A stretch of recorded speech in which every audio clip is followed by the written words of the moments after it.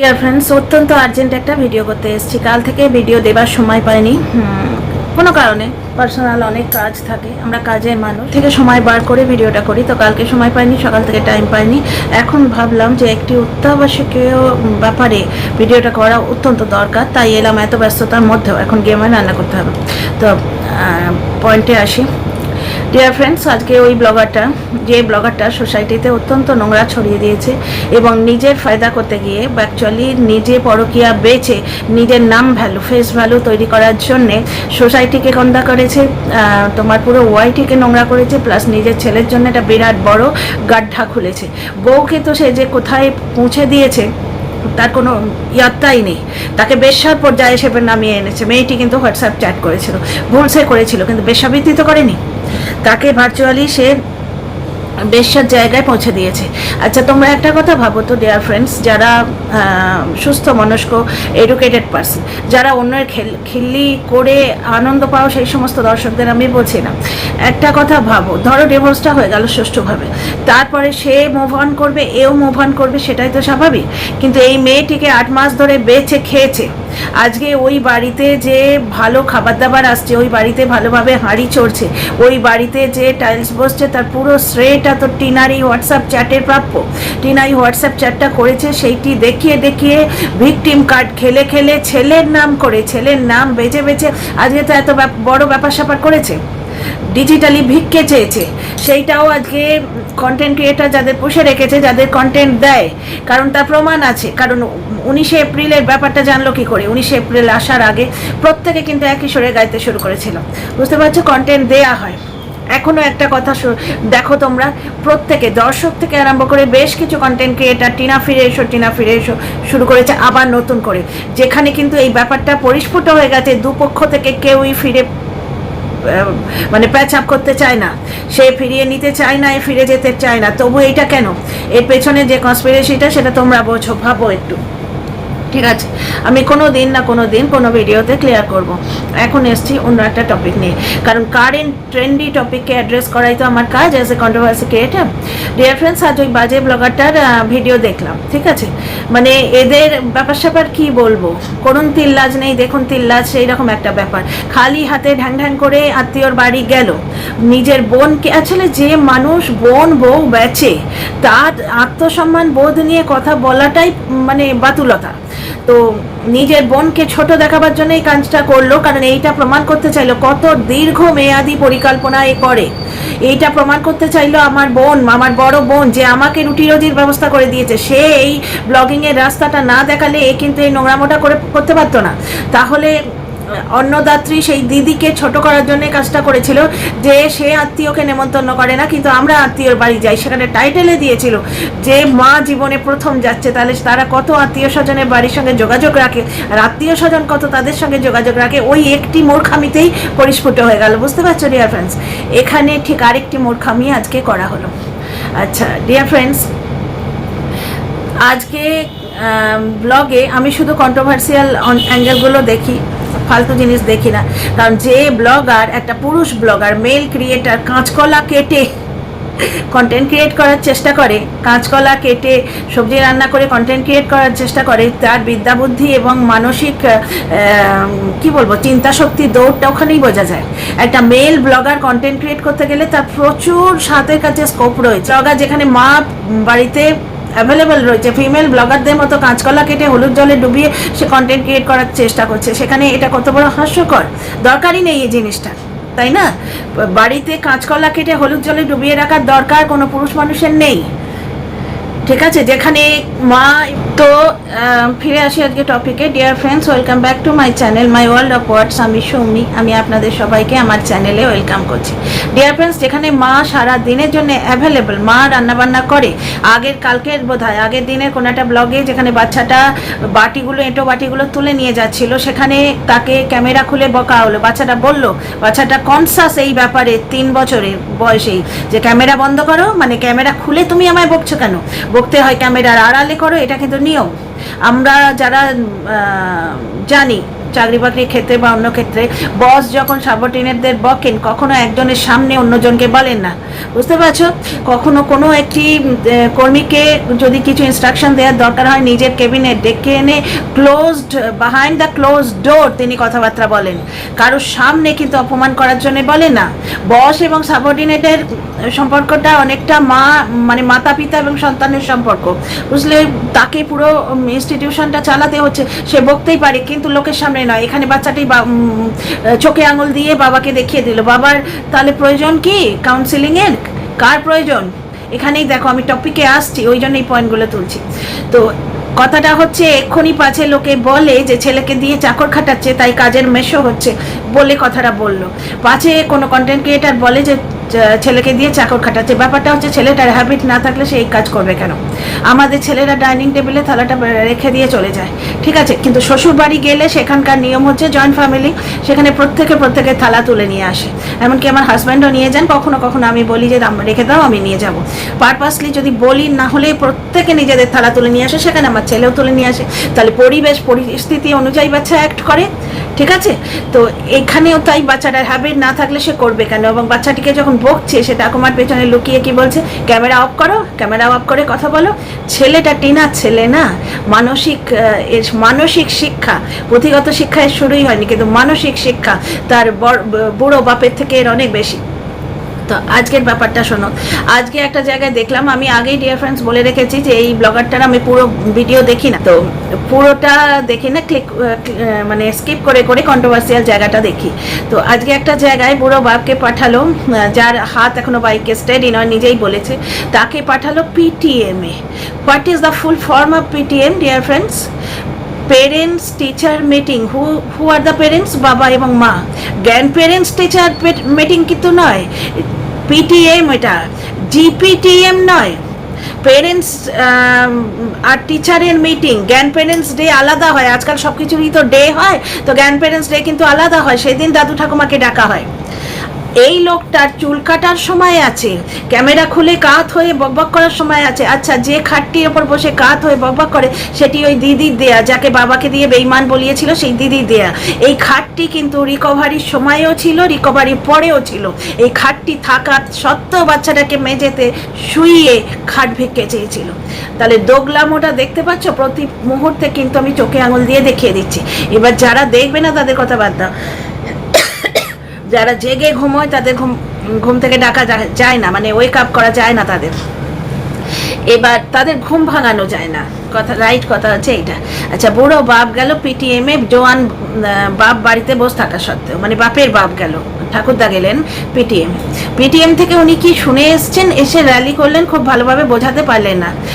লোকটা মানে এরা কি ধরনের নির্লজ্জ, সেই করুণ তিল লাজ নেই, দেখুন তিল লাজ সেই রকম, খালি হাতে ঢ্যাং ঢ্যাং করে আত্মীয়র বাড়ি গেল, খালি হাতে গেল, লোকের কাছে গিফট নেয়, রিটার্ন গিফটের কথাটা জানেই না। Return gift, what is written gift, এরা জানেই না।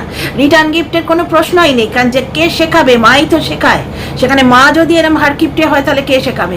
পুরীতে দেখো হে করে বিক্রির মতো গিফটগুলো নিল, বুড়ো মানুষটা যে গিফট দিল তাকে যে একটা টি-শার্ট দেওয়া যায়, তোদের তো টাকার অভাব নেই, বউ বেচে বোন বেচে বেশ ভালোই তো ভিক্ষে চেয়েছে, টাকা কামিয়েছিস। ফিরে আসি টপিকে। আচ্ছা, এইখানে ব্যাপারটা হচ্ছে যে তারা যখন খালি হাতে আত্মীয়র বাড়ি গেল সেটা তাদের লজ্জাবোধ নেই, কিন্তু তারা আত্মীয়র বাড়ি থেকে কি এনেছে সেইটি এরা পুটলি করে এনে মা ছেলে একবারে বুক বাজিয়ে, এই দেখো কত জিনিস পেয়েছি ভিক্ষেতে, এইরকম একটা ভঙ্গি যেন। আত্মীয়র বাড়ি থেকে এত কিছু নিয়ে এসছি, কিন্তু আমরা কি নিয়ে গেছি? এইখানে আমাদের হলে কি হতো, মাথার সঙ্গে সঙ্গে টিকমাক হতো, সঙ্গে সঙ্গে এখানে একটা টিকলিং হতো ঘড়ির কাঁটার মতো, যে কত কিছু দিল, আমরা নিয়ে গেছিলাম তো ঠিক মতো জিনিস। এটা তো একটা সৌজন্য।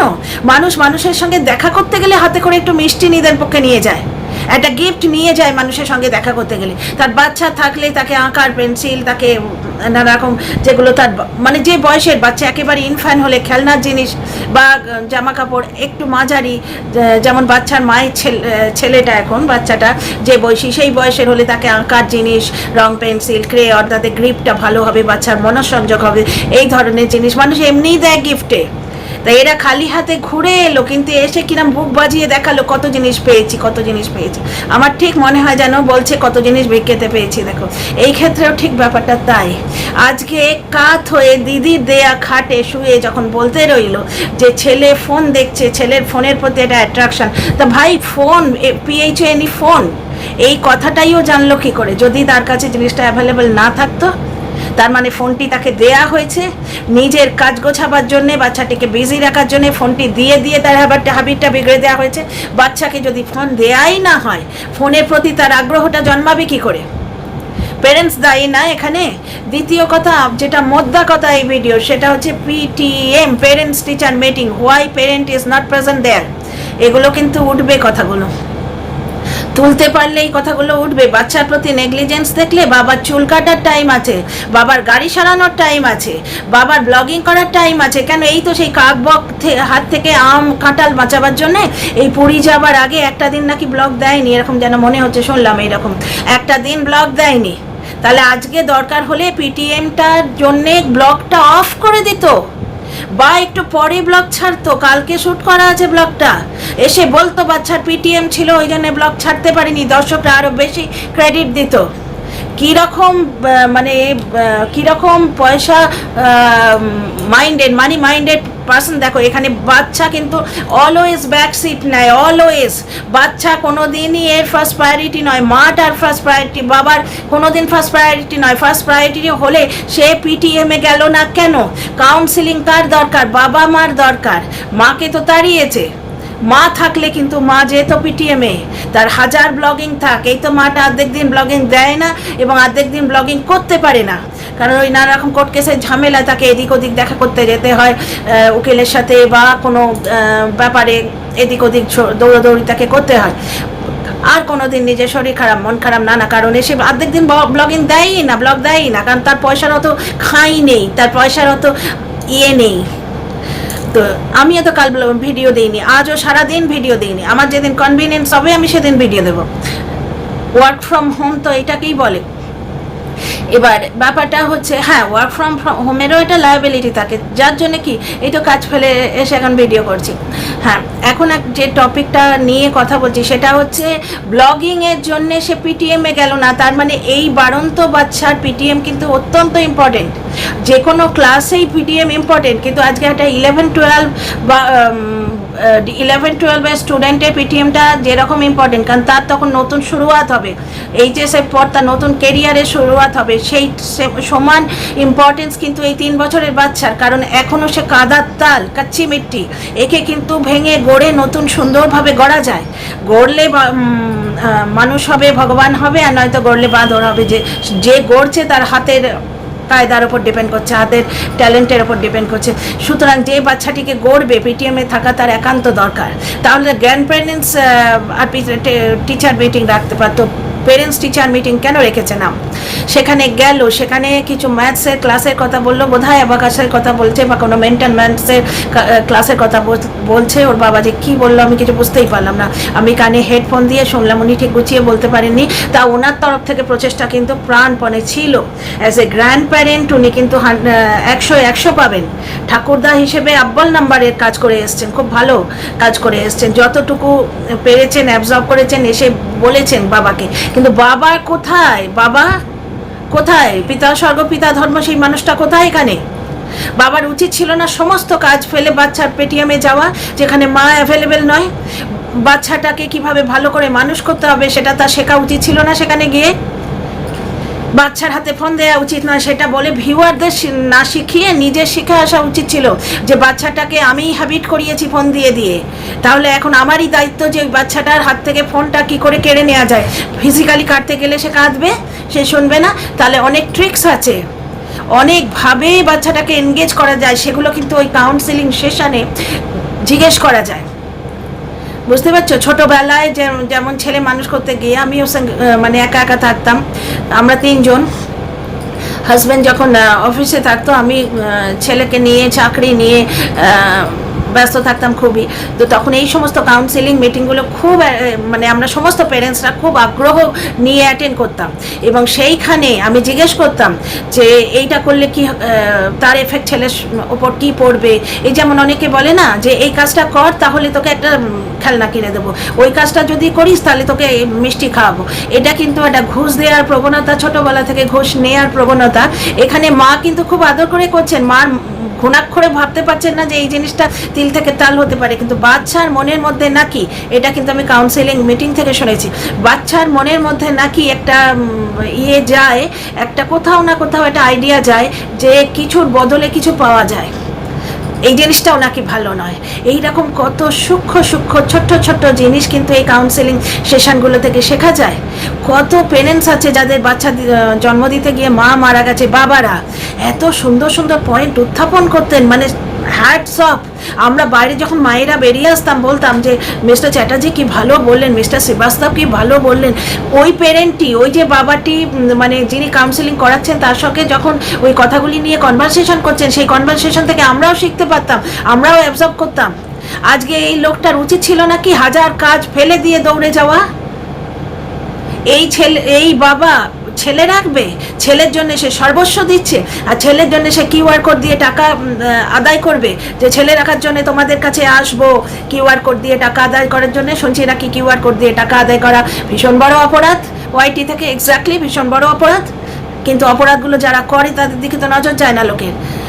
এইবার ব্যাপারটা হচ্ছে এই লোকটা, এর আগেও আমি আপনাদের দেখিয়েছি পুরীতে প্রথম দিন যখন হোটেল দেখাচ্ছে, বাচ্চাটা বাবা বাবা বাবা করে যাচ্ছে, একটা ছোট্ট সামান্য কথা দর্শকরা পয়েন্ট আউট করে দিয়েছিলেন, কিন্তু ওই যে ইমিউনিটি ডিসঅর্ডারের পর যে বাচ্চার কথা কিন্তু তুমি পাত্তা দাও না, নেগলেক্ট করো, তুমি এইরকম করলে তোমায় আনসাবস্ক্রাইব করে দেবো। আমার সেই কমেন্টটার এখনো স্ক্রিনশট নেওয়া আছে।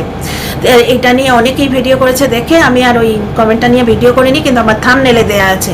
তো বাচ্চার জন্যেই অনেক, বেশিরভাগ কেন সমস্ত দর্শকরাই ওখানে বাচ্চার জন্যেই এসছে। এবার ব্যাপারটা হচ্ছে সেখানে কতবার বললো ছোট্ট সামান্য একটু কথা, একটু শুনে নিত।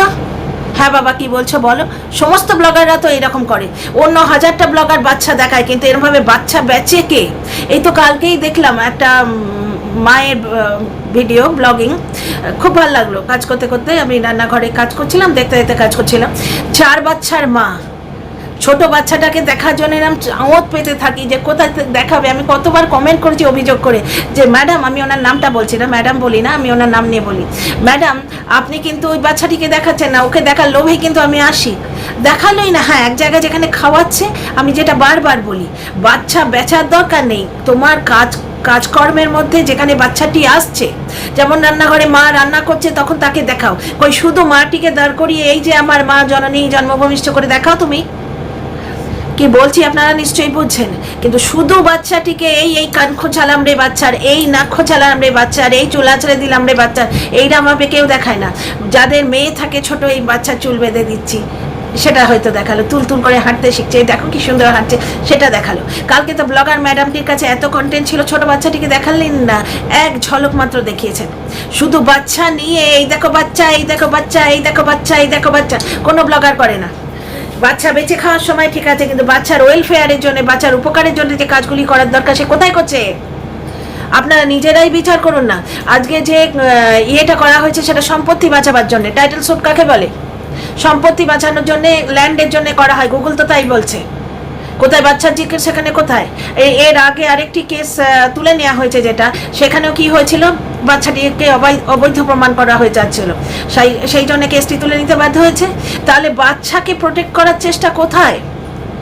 বাচ্চা কোথায় জীবনে? শুধু ওই ব্লগে বাচ্চা দেখাবার জন্যে, ঝুনঝুন ঝুনঝুন ঝুনঝুন করে দেখাবার জন্যে, যেরকমভাবে মাদারিরা ওই ঝুনঝুনি বাজিয়ে রোজগার করে, দেখিয়ে মাদর নাচ দেখায়। যখন পুরীতে কন্টেন্ট ছিল তখন বাচ্চার কথা শোনাই হচ্ছিল না। আমি বলেছিলাম বাড়িতে এসে যখন কন্টেন্ট পাবে না আবার বাচ্চা নিয়ে পড়বে, ঠিক তাই। বাচ্চাটা বরঞ্চ বাবাকে শেখায়। সমস্যা বলে এমন করে এখানটা এমনি করে দিল, বাবারই এরম চোরা করতাম আর বাবা মা মারে, অথচ ওই বাচ্চা বলছে তোমার বাবার 12টা বেজে গেছে, তোমাদের দুজনের 12টা বেজে গেছে। তখন কিন্তু হে হে করে হাসছে, ঠাম্মা এবং বাবা দুজনের সামনে বলেছে। এ তো এমনি কথাবার্তা নয়, এগুলো ওখানে শিখেছে তাই বলেছে। বাচ্চা এমনি কিচ্ছু বলে না, যে বাড়িতে যেরকম কথা হয় সে বাড়ির বাচ্চা সেই রকম কথা বলে। তোমার 12টা বেজে গেছে, এটা ইউটিউব থেকেও শেখেনি আর পারিপার্শ্বিক থেকেও শেখেনি, বাড়িতে বলা হয় তাই শিখেছে। ভালো করে কাজ করো, না হলে খেতে দেবো না, এই সমস্ত কথাগুলো কোত্থেকে শেখেছে? কই তখন তো এরকম দেখি না। আজকে সমস্যা কথাটা নিজে জানে না, পরে বাচ্চা শেখালো সিঙ্গারা সমস্যা, সমস্যা মানে সিঙ্গারাকে বলে সেটা সে জানে না, এসে বাচ্চাকে চোরাগোপ্তা মারছে। এবার তাহলে তোমরাই ডিসাইড করো ডিয়ার ফ্রেন্ড, যে মা বেশি অ্যাপ্রোপ্রিয়েট বাচ্চার জন্যে না বাবা বেশি। দেখো আইনের কথা আমি এখানে বলছি না, কারণ ওয়াইটিতে তো কোনো বিচার সভা নয়, আসল বিচার তো সেখানে হবে। তো সেখানে মহামান্য জাজ কি করবেন সে তো বেশিরভাগের বেশি তোমরা জানো, বুঝতেই পারছো তো, বেশিরভাগ দর্শকই জানো। এবার যারা ভাবে যে গায়ের জোরে আইনকে বুড়ো আঙুল দেখাবো, ওই বিচুরি পাতা ছড়িয়ে দাও, সিসিটিভি লাগিয়ে দাও, তাদের কথা বাদই দাও। যারা যুক্তিবুদ্ধি দিয়ে বিচার করো তারা জানো আলটিমেট ব্যাপারটা কি হবে। কিন্তু ওয়াইটিতে তো শুধু প্রচার। তো আমি এখানে মাকে ডিফেন্ড করি বলে তোমরা ভাবো তো যে কেন মাকে ডিফেন্ড করছি। এবার দেখো তোমরা তাহলে প্রমাণটা দেখো, বাচ্চা কার কাছে ভালো থাকবে? শুধু এসি থাকলে বাচ্চা ভালো থাকে না। আর দ্বিতীয় কথা, এসিটা কে দিয়েছে? সেটা তো মা দিয়েছে। এসিটা তো মা দিয়েছে, বাবা তো নিজেই বললো ভাতের হাঁড়িতে ভাত থাকতো না, মুড়ি খেত ওর মা। মায়ের লক্ষ্মীমন্ত পা বাড়িতে পড়েছিল, তবেই তো প্রাচুর্য এসেছিল। তো যে বাড়িতে মা এসি লাগিয়ে দিতে পারে সেই বাড়িতে মা ওই বাড়িতে গিয়েও আর একটা এসি লাগিয়ে দিতে পারে। দ্বিতীয় কথা, আরও অনেক পয়েন্ট আছে মায়ের সপক্ষে বলার জন্য। মা রিলোকেট করতে পারে, মা অন্য জায়গায় ফ্ল্যাট ভাড়া নিয়ে থাকতে পারে, ফ্ল্যাট কিনে থাকতে পারে বাচ্চার জন্য, ভালো এডুকেশনের জন্য। এই লোকটা কিন্তু যাবে না ওই অজ পাড়াগায় থেকে সে বাচ্চাকে কোন স্কুলিং দেবে? যে লোক বাচ্চা বাড়ন্ত বাচ্চা যার কাউন্সিলিং দেবে স্কুল থেকে, যার পেরেন্টসকে এইরকম সুবর্ণ সুযোগ নেয় না, তার কাছে চুল কাটাটা ইম্পর্টেন্ট, তার কাছে আর কি করলো যেন, গাড়ি সারানো ইম্পর্টেন্ট, কিন্তু বাচ্চার পিটিএম ইম্পর্টেন্ট নয়। কারণ বাচ্চা ইম্পর্টেন্টই নয়, বাচ্চা শুধু মাদারিকা খেল দেখাবার জন্য দরকার, রোজগার করার জন্য দরকার, কিউআর কোড দিয়ে টাকা চাইবার জন্য দরকার। ডিয়ার ফ্রেন্ডস, স্বয়ং বিচার कीजिए। See you in the next video.